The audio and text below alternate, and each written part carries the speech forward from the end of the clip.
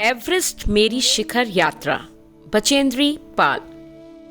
यह पाठ बचेंद्री पाल की एवरेस्ट विजय की रोमांचक पर्वतारोहण यात्रा का विवरण देता है। इसे बचेंद्री पाल ने स्वयं लिखा है। इसमें लेखिका ने इस यात्रा का पूरा विवरण प्रस्तुत किया है। वह इसमें अंतिम पड़ाव से शिखर तक पहुंचने के पल पल का ब्यौरा प्रस्तुत करती हैं। यह विवरण इतना रोचक एवं जिज्ञासापूर्ण है कि पाठक व श्रोता स्वयं भी खतरों का सामना करता हुआ एवरेस्ट अभियान दल में कदम से कदम मिलाता हुआ अनुभव करता है। आप भी इस अनुभव से जुड़िए और बचेंद्री पाल के साथ इस लेख की यात्रा पर चलिए। लेखिका ने सर्वप्रथम शेरपा लैंड के नमचे बाजार से एवरेस्ट को निहारा। यह नेपालियों में सागरमाथा नाम से लोकप्रिय है। बचेंद्री पाल का दल 26 मार्च को पेरिच पहुंचा। उपनेता प्रेमचंद अग्रिम दल का नेतृत्व कर रहे थे। दल को आवश्यक तैयारियों की जानकारी दी गई। अप्रैल में लेखिका बेस कैंप में थीं। तभी तेंजिंग अपनी छोटी पुत्री डेकी के साथ उनसे मिलने आए और बचेंद्री पाल का उत्साहवर्धन किया। 15-16 मई 1984 को बुद्ध पूर्णिमा को यह दल लहोत्से के कैंप में जा पहुंचा।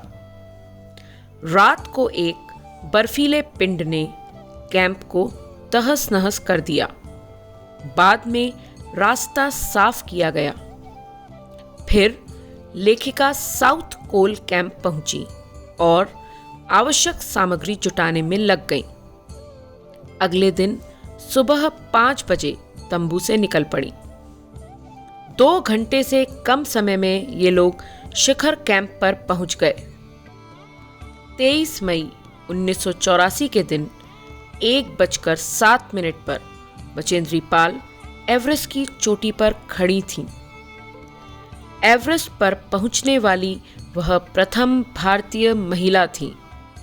एवरेस्ट शंकु के आकार की चोटी थी। इस पर इतनी जगह न थी कि 2 व्यक्ति एक साथ खड़े हो सकें। फावड़े से बर्फ की खुदाई कर सुरक्षित स्थान बनाया गया। इसके बाद लेखिका घुटनों के बल बर्फ पर बैठी और अपने माथे को सागरमाथा से लगाकर ताज का चुंबन लिया। फिर थैले से दुर्गा माँ का चित्र और हनुमान चालीसा निकालकर उसे लाड़ कपड़े में लपेटा और छोटी सी पूजा अर्चना करके बर्फ में दबा दिया। उस समय उसे अपने माता पिता का ध्यान आया। कर्नल खुल्लर ने उसकी सफलता पर बधाई दी। वे बोले कि देश को तुम पर गर्व है। इस प्रकार यह रोमांचक यात्रा पूरी हुई। बचेंद्री पाल का एवरेस्ट विजय का सपना भी इसी के साथ पूरा हुआ। तो आइए चलते हैं एवरेस्ट की शिखर यात्रा पर बचेंद्री पाल के साथ। एवरेस्ट की तरफ गौर से देखते हुए मैंने एक भारी बर्फ का बड़ा फूल प्लूम देखा जो पर्वत शिखर पर लहराता एक ध्वज सा लग रहा था।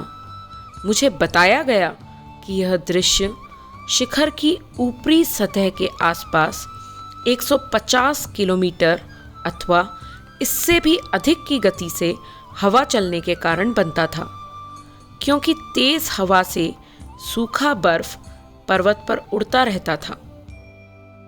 बर्फ का यह ध्वज 10 किलोमीटर या इससे भी लंबा हो सकता था।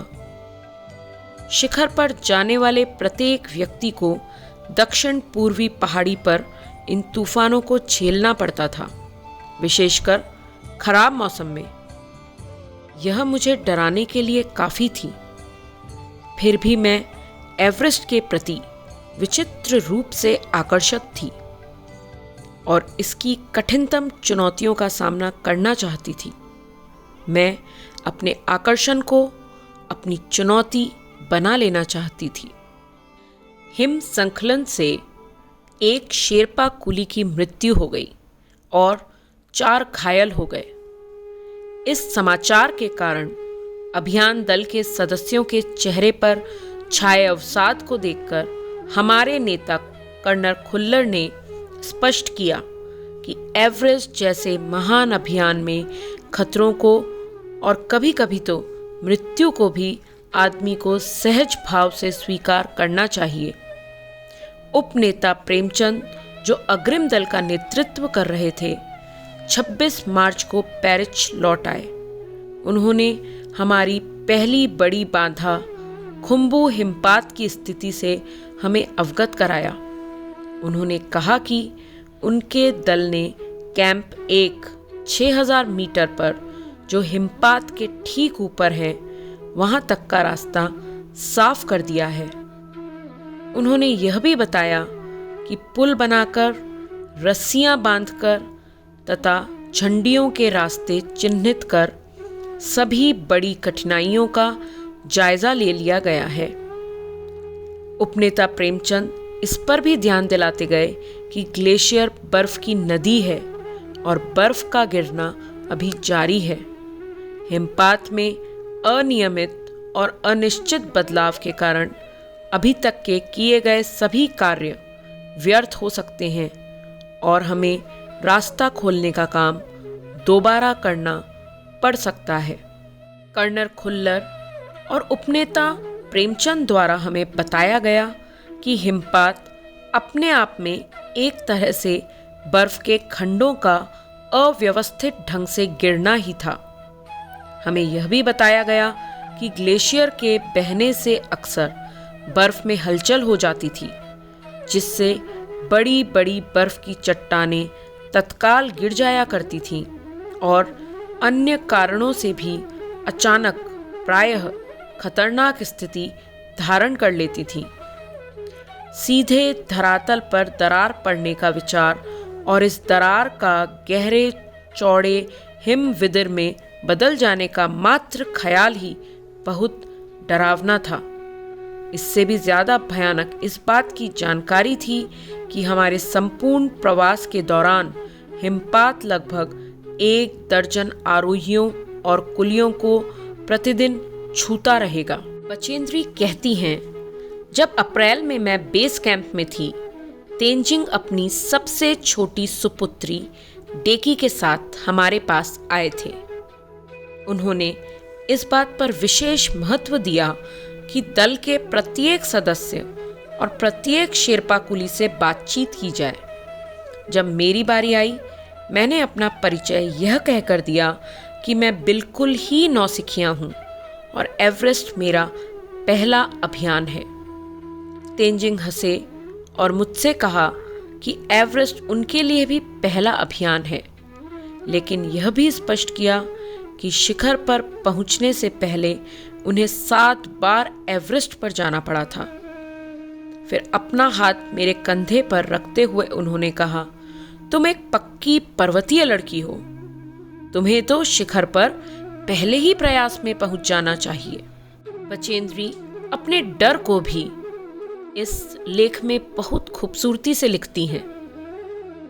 उन्होंने एक स्थान पर लिखा है, यह क्या हो गया था? एक लंबा बर्फ का पिंड हमारे कैंप से ठीक ऊपर लहुत्से ग्लेशियर से टूटकर नीचे आ गिरा था और उसका विशाल हिमपुंज बन गया था। हिमखंडों, बर्फ के टुकड़ों तथा जमी हुई बर्फ के इस विशालकाय पुंज ने एक एक्सप्रेस रेलगाड़ी की तेज गति और भीषण गर्जना के साथ सीधी ढलान ने नीचे आते हुए हमारे कैंप को तहस नहस कर दिया। वास्तव में हर व्यक्ति को चोट लगी थी। हर एक आश्चर्य में था कि किसी की मृत्यु नहीं हुई हो। लोब्सांग अपनी स्विस छुरी की मदद से हमारे तंबू का रास्ता साफ करने में सफल हो गए और तुरंत ही अत्यंत तेजी से मुझे बचाने की कोशिश में लग गए। थोड़ी सी भी देर का सीधा अर्थ था मृत्यु। बड़े बड़े हिमखंडों को मुश्किल से हटाते हुए उन्होंने मेरे चारों तरफ कड़े जमे बर्फ की खुदाई की और मुझे उस बर्फ की कब्र से निकालकर बाहर खींच लाने में सफल हुए। इस तरह सामूहिक रूप से एक दूसरे की मदद करना किसी भी यात्रा का महत्वपूर्ण पड़ाव होता है।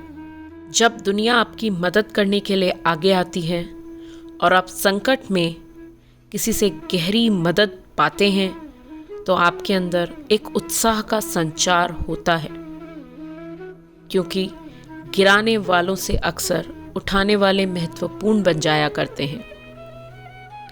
इसी क्रम में बचेंद्री लिखती हैं, दोपहर बाद मैंने अपने दल के दूसरे सदस्यों की मदद करने और अपने एक थर्मस को जूस से और दूसरे को गर्म चाय से भरने के लिए नीचे जाने का निश्चय किया। मैंने बर्फीली हवा में ही तंबू से बाहर कदम रखा। जैसे ही मैं कैंप क्षेत्र से बाहर आ रही थी, मेरी मुलाकात मीनू से हुई। की और जय अभी कुछ पीछे थे। मुझे जय जेनेवा पर की चोटी से ठीक नीचे मिला। उसने कृतज्ञता पूर्वक चाय वगैरह पी, लेकिन मुझे और आगे जाने से रोकने की कोशिश की, मगर मुझे की से भी मिलना था। थोड़ा सा और आगे पीछे उतरने पर मैंने की को देखा। वह मुझे देखकर हक्का बक्का रह गया।